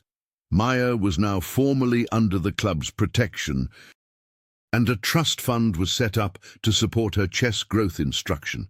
Many members had made significant donations, some out of sincere sympathy, and others possibly out of remorse for how they had treated her at first. Although she remained somewhat aloof, Margaret Sinclair had shocked everyone by making a sizable donation to the trust. Margaret had answered stiffly, "I might have been mistaken about you, child," when Maya thanked her. "I loathe being incorrect. But I detest injustice even more." Ted Banks came by frequently to check on the unit and offer groceries.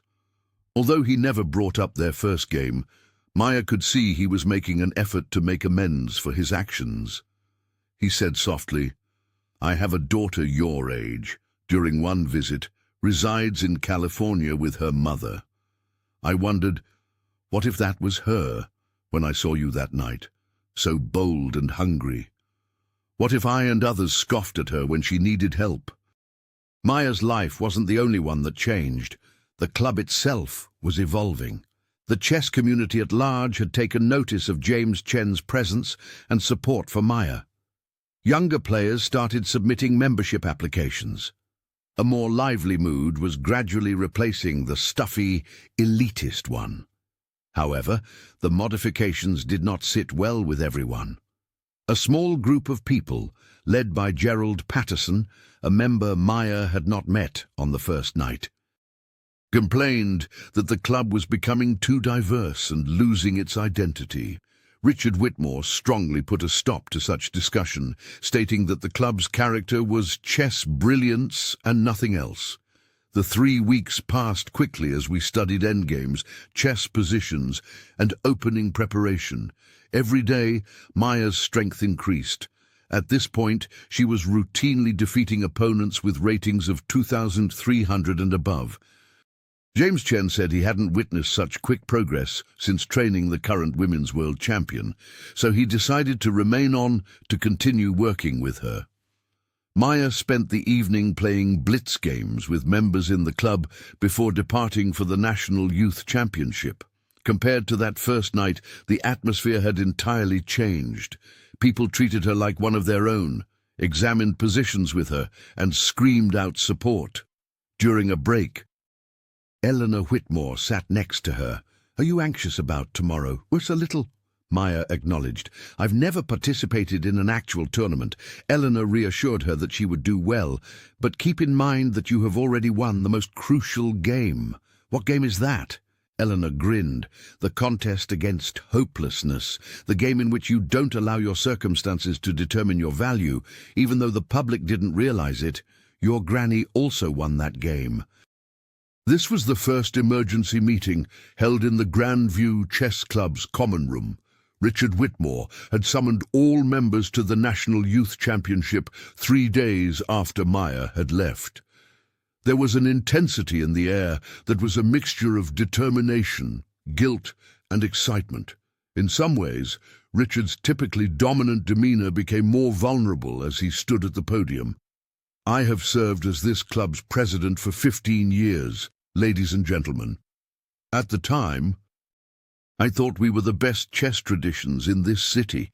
However, recent occurrences have demonstrated to me that we have transformed into something quite different, a bastion of privilege that has lost sight of the game's actual essence."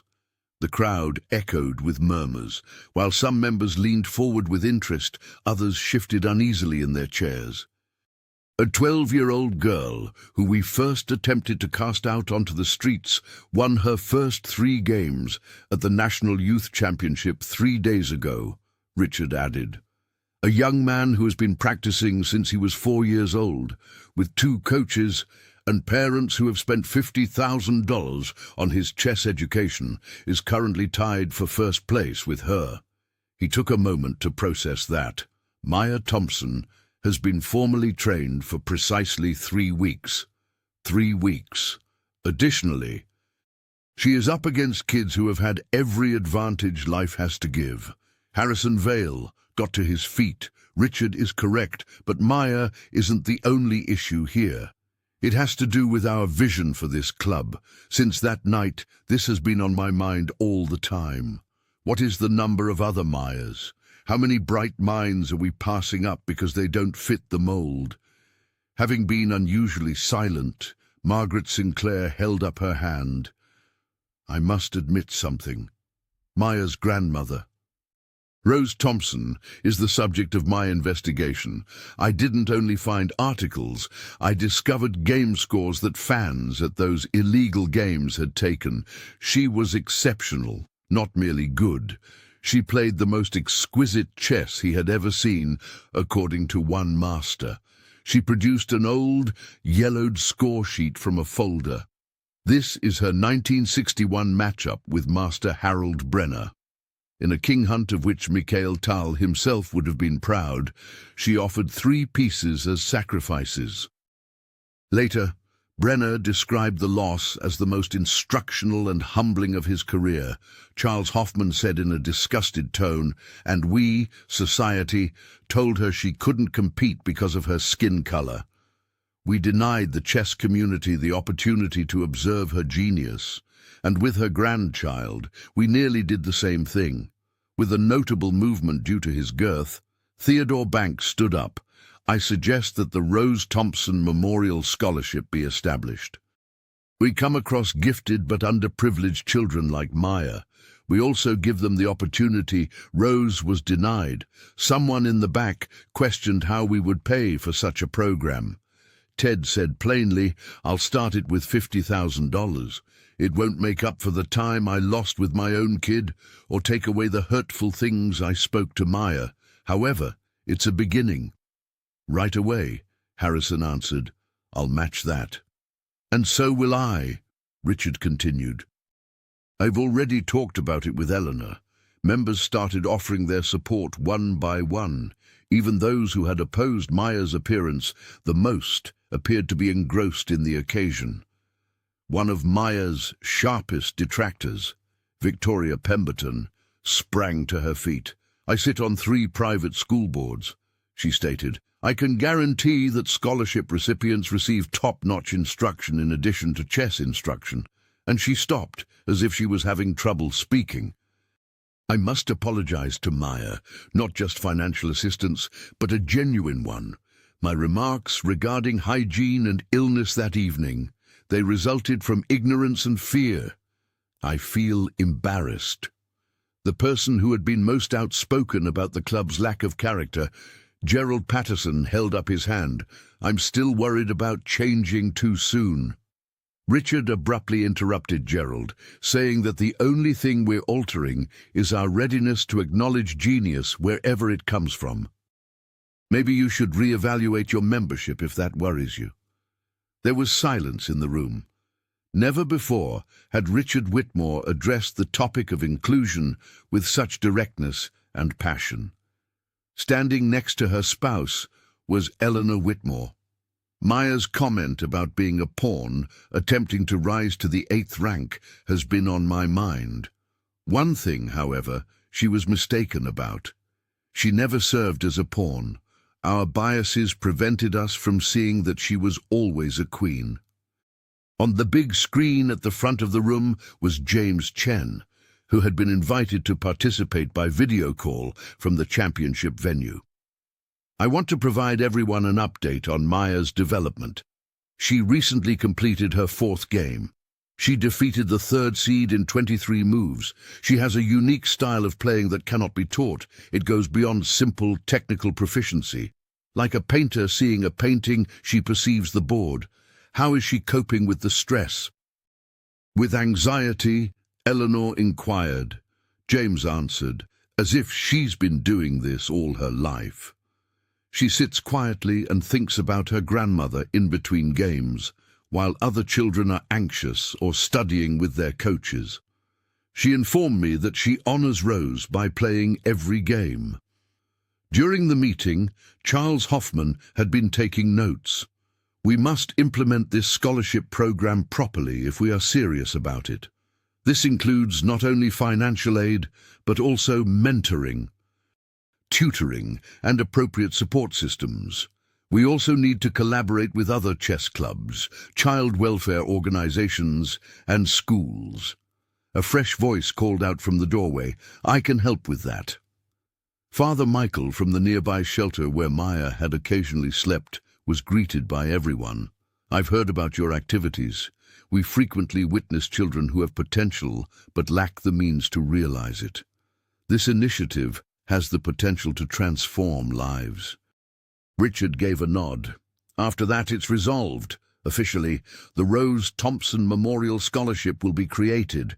Who knows? We might start with chess. Perhaps we'll discover further skills in music, painting, and mathematics. There is no distinction in brilliance. Only humans do. After helping Maya settle into her new apartment, Ted Banks took out his phone and showed the room a picture he had taken of it.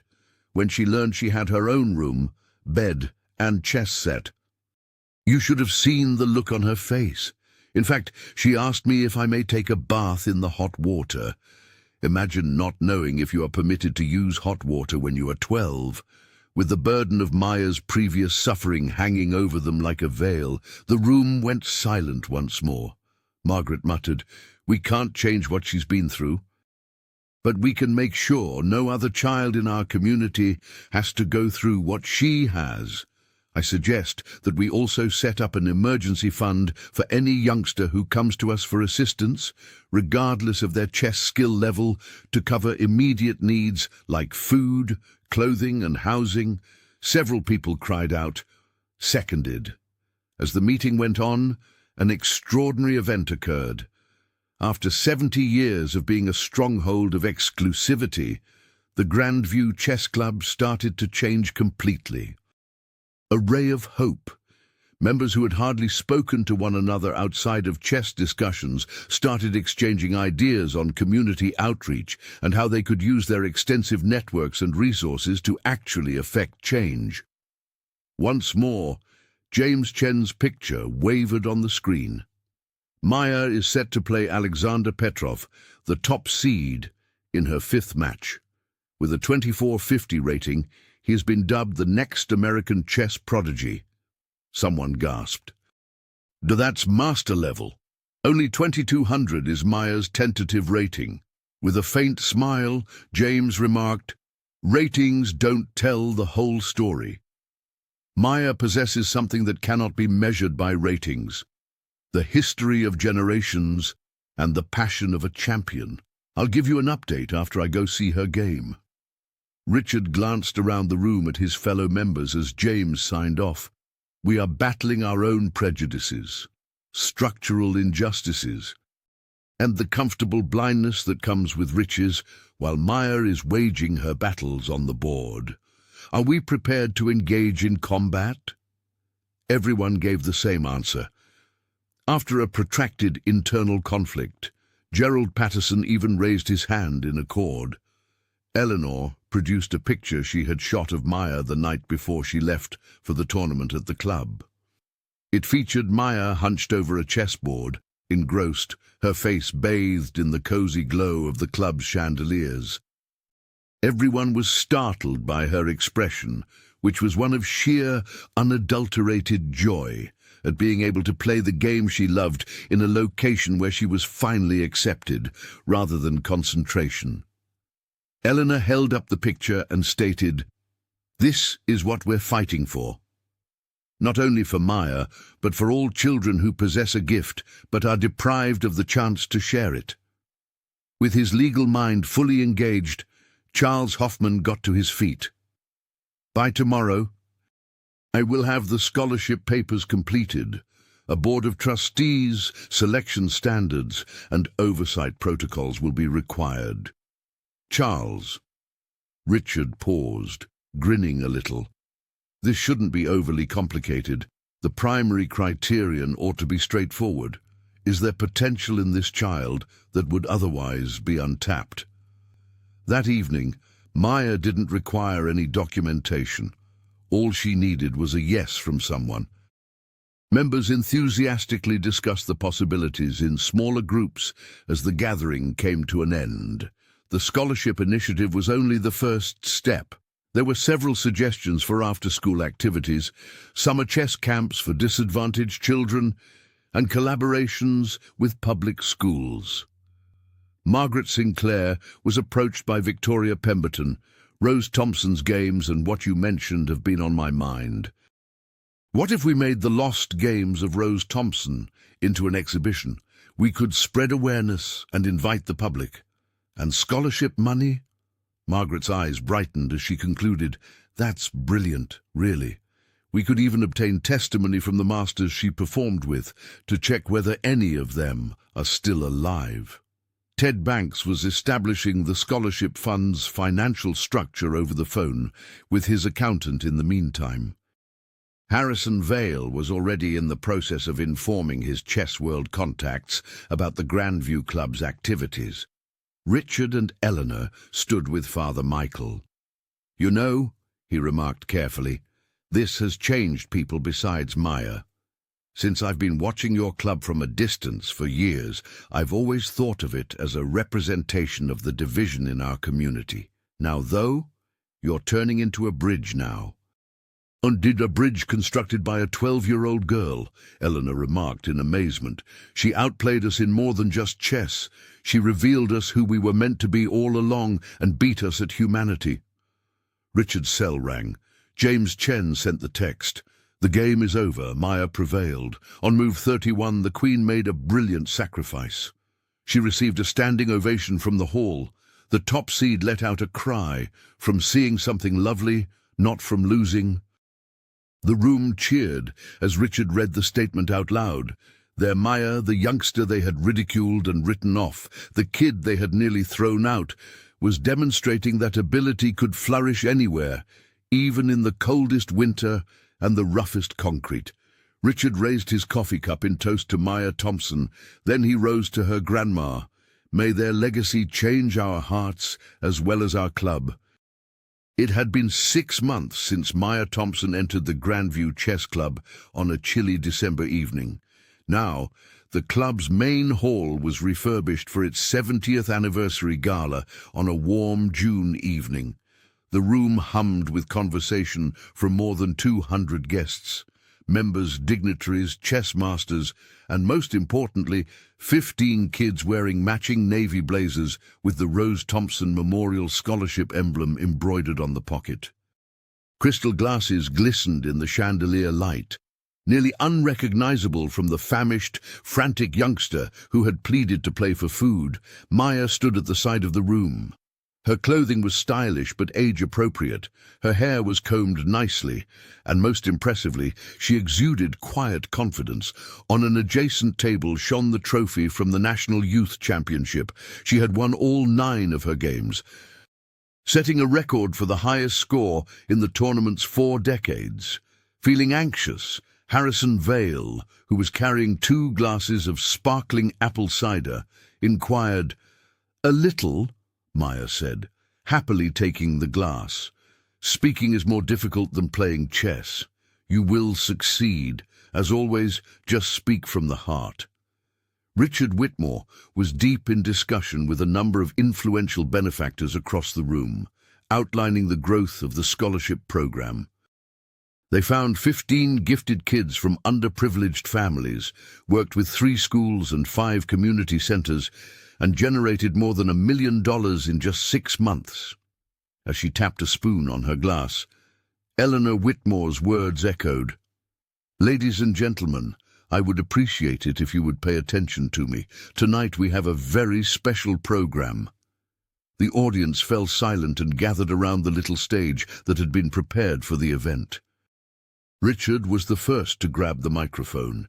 This club was established 70 years ago on the tenet that chess was the great equalizer, a game in which players of all backgrounds could succeed. We lost sight of that principle sometime along the line. We turned becoming proud instead of hospitable, elitist instead of inclusive. We needed a 12-year-old girl to remind us of our identity. He stopped, looking over the crowd for Maya. Maya Thompson entered our establishment 6 months ago with the sole intention of exchanging a chess game for a dinner. Instead, she provided us with a mirror to view our own shortcomings and a chance to turn things around. Next to take the microphone was Margaret Sinclair.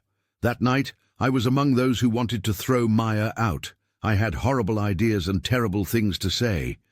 In addition to serving on this club's board, I have undergone a significant transformation as I stand here now. We learned courage, dignity, and the value of tenacity from Maya in addition to chess. Other members talked one by one. Ted Banks discussed the 3 other scholarship recipients who now reside in his buildings, as well as the flat that had become Maya's home. Charles Hoffman talked about the laws they put in place to safeguard and assist talented kids. All 3 of the private schools Victoria Pemberton was affiliated with had committed to holding places for scholarship recipients. James Chen then made an appearance on the big screen through a video link from a Moscow competition. He claimed that Maya Thompson is more than just a chess prodigy. She has come to represent what can happen when opportunity and talent collide.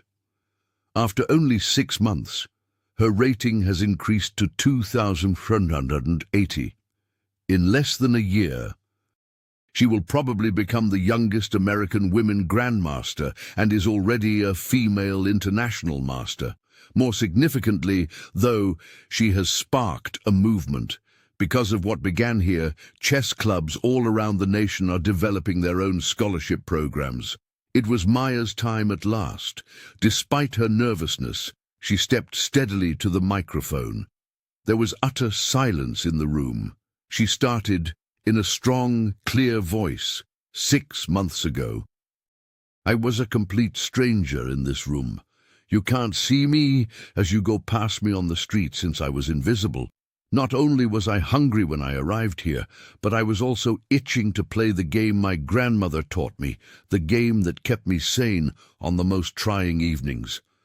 She stopped and glanced at the faces in the crowd, some of whom had made fun of her and others who had come to her aid, all of whom were now paying attention and showing respect. Rose Thompson, my grandmother, never had the opportunity to stand on such a stage.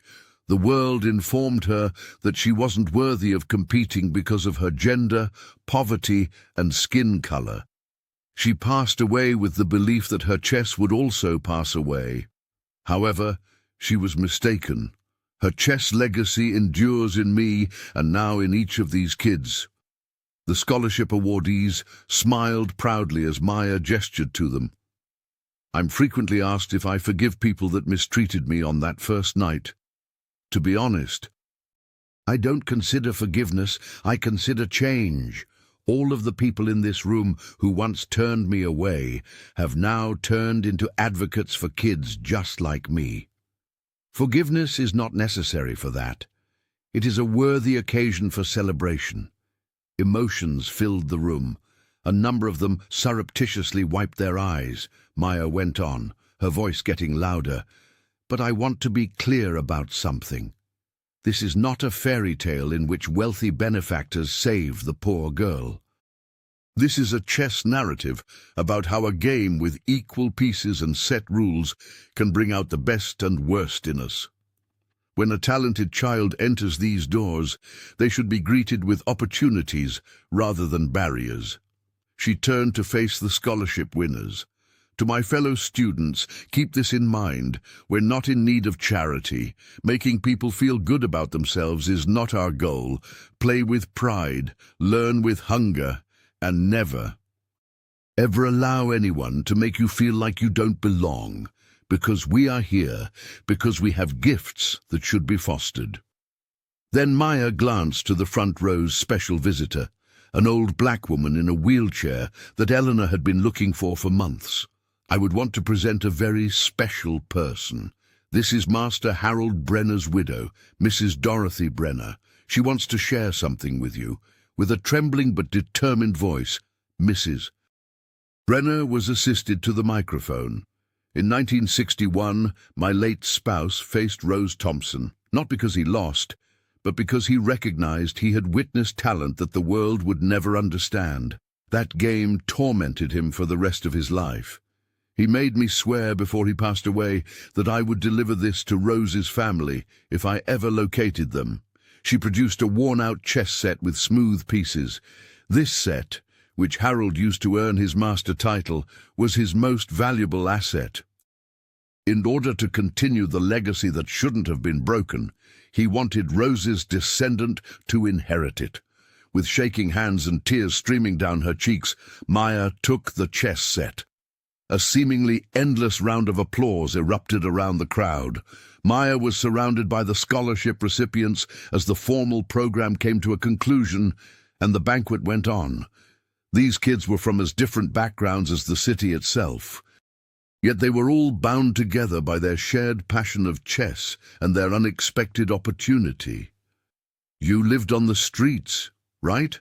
asked Samuel, a 10-year-old who was found in a homeless shelter playing chess with bottle caps. "Yeah," Maya replied plainly, "but I'm not defined by that. What we do with the opportunities we are given is what makes us who we are. Are you going to instruct us? Maria, a timid young woman whose immigrant parents had 3 jobs between them, was asked. Maya answered, "We'll teach each other." A community does just that. Later, as the evening wore on, Maya stood on the club balcony with Richard and Eleanor, gazing out over the city lights. 6 months later, the streets that had once been her harsh home were suddenly glistening with opportunity. Do you ever consider what would have occurred if you hadn't arrived here that evening? Eleanor whispered. Maya thought about it. What ifs are something I try not to think about. I learned from Grandma Rose that you can only go ahead in life and in chess, never backward. Talking about going forward, Richard remarked, grinning a little. This summer, James Chen has made arrangements for you to practice with the national team. The youngest player ever invited to their program will be you. Maya's gaze expanded. Really? Actually, but that's the problem for tomorrow. We're going to celebrate tonight. Harrison Vale showed in with a cake that was arranged like a checkerboard, with Maya's name written in chocolate chunks on each tile. With sugar-fueled enthusiasm and gladness on their cheeks, the scholarship kids clustered around. For a toast, Theodore Banks lifted his glass. I had a life-altering chess game 6 months ago. It was humbling, but not because I lost, but because it revealed my true self. You did more than simply defeat me at chess, Maya. You taught me what really counts in life and defeated me at it. Someone cried out to Maya. To Rose Thompson, said another. Maya spoke softly, yet clearly. To transformation. Maya saw a figure standing at the entryway while the celebration went on and the glasses clinked. Peering in with the same forlorn hope she'd had 6 months prior was a small child, perhaps 8 years old, who was obviously homeless. Without thinking, Maya approached him. Are you a chess player? Gently, she inquired. The boy gave a timid nod. Do you want to enter? There is plenty of food at our celebration. Richard Whitmore showed up next to her, instantly understanding. Naturally, young man, welcome to the Grandview Chess Club. Here, everyone is welcome. Maya said she sensed Grandma Rose's warm, approving presence as she escorted the youngster inside. The cycle went on, but the door would remain open this time. No child with a present would be denied this time. The transformation that started on a chilly December night would last for generations to come. The Grandview Chess Club's 70th anniversary gala would be remembered not for its grandeur or its esteemed attendees, but rather for the moment when a once homeless chess prodigy opened the door for another child in need. Maya had stated in her speech that she didn't think fairy tales were real, but as she watched scholarship kids learn chess from masters who would have otherwise ignored them, surrounded by people who had transformed from tormentors to champions, she came to the realization that sometimes life may be more amazing than any narrative. After playing for food, the girl turned into a player who made sure others would never have to strike that deal. Although the pawn had advanced to the 8th rank, she had changed the entire board rather than just turning into a queen. Maya stood again at the chessboard where it all started as the evening came to an end and the guests started to go. Using the set Mrs. Brenner had given her, she arranged the pieces, stroking the old, smooth wood with her fingers. Her grandmother's unfulfilled hopes, Master Brenner's remorse, and her own journey from the streets to this point were all weighed down in each piece. She said in a murmur to the empty room, "Thank you, Grandma Rose. We succeeded. We arrived home at last, unaware that a revolution had occurred in one tiny region. The city outside hummed with its typical vitality. A revolution of understanding and compassion rather than violence or rage. Every youngster who could see 64 squares of opportunity would be given the opportunity to play chess at the Grandview Chess Club, which had grown into what it had always claimed to be, a place where chess was genuinely the great equalizer, where genius was acknowledged regardless of its origin. Once poor and homeless, Maya Thompson now served as a live example of how genius can flourish anywhere, even in the most unforgiving environments. And knowing that she had already won the biggest triumph of all, she warmed up for her next match in the comfort of the club that had become her home, around by the community that had become her family. She had turned a moment of desperate bravery into a legacy that would last for generations, a pawn push into a movement, and a chess game into a shot at life. Dear friend, Maya's story serves as a reminder that genius transcends all limitations, including poverty, race, and situation. Innumerable talented kids sleep in shelters and doorways every day, their potential unnoticed by a society that values appearances above aptitude. However, we don't only transform individual lives when we broaden our perspectives and open our minds, seeing the humanity in everyone and stepping beyond of our comfort zones. We change whole communities. Remember that you might be passing the next chess champion, the next trailblazing scientist, or the next great artist, the next time you pass someone in need. To affirm their potential, they only need one person. Please like this video and subscribe if this story resonated with you so we can share more important stories.